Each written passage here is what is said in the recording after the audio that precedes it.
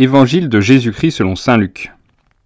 En ces jours-là, Marie se mit en route et se rendit avec empressement vers la région montagneuse dans une ville de Judée. Elle entra dans la maison de Zacharie et salua Élisabeth. Or, quand Élisabeth entendit la salutation de Marie, l'enfant tressaillit en elle. Alors Élisabeth fut remplie d'Esprit Saint et s'écria d'une voix forte : « Tu es bénie entre toutes les femmes, et le fruit de tes entrailles est béni. D'où m'est-il donné que la mère de mon Seigneur vienne jusqu'à moi ? Car lorsque tes paroles de salutation sont parvenues à mes oreilles, l'enfant a tressailli d'allégresse en moi.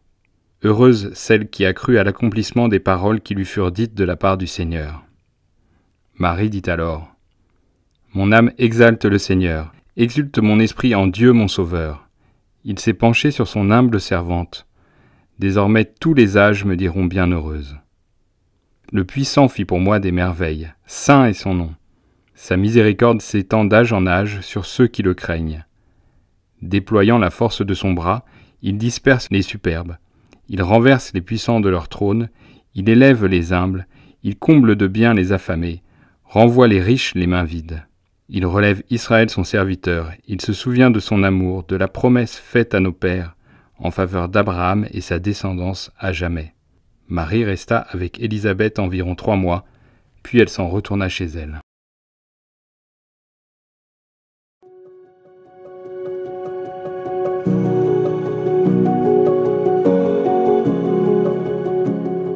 Le calendrier liturgique fait que cette année, la fête de la Visitation tombe dans la dernière semaine de préparation à la Pentecôte. C'est une belle coïncidence.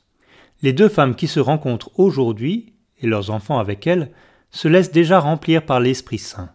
La présence de Marie produit chez Élisabeth comme une effusion de l'Esprit Saint.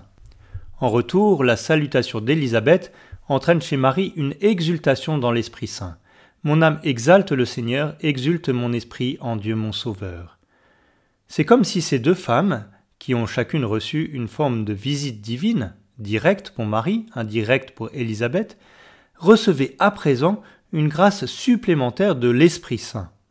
Le fait de se retrouver et de se partager les œuvres de Dieu en chacune d'elles libère et fait jaillir l'Esprit Saint qui était déjà bien présent en elles. Partager les œuvres de Dieu est une belle manière de voir et d'accueillir l'action de l'Esprit Saint. Nous pourrions aujourd'hui trouver une belle occasion de rencontrer un autre chrétien et partager entre nous l'œuvre de Dieu, comme Marie et Élisabeth, pour laisser jaillir la joie de l'Esprit Saint.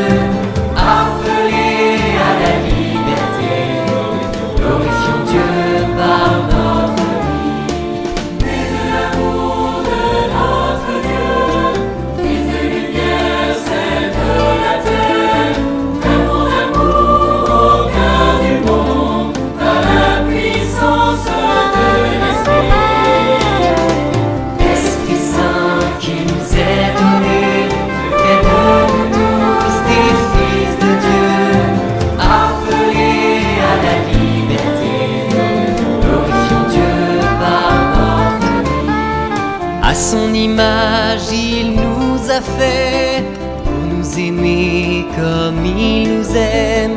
Sa ressemblance reste gravée au fond des cœurs de ceux qui l'aiment.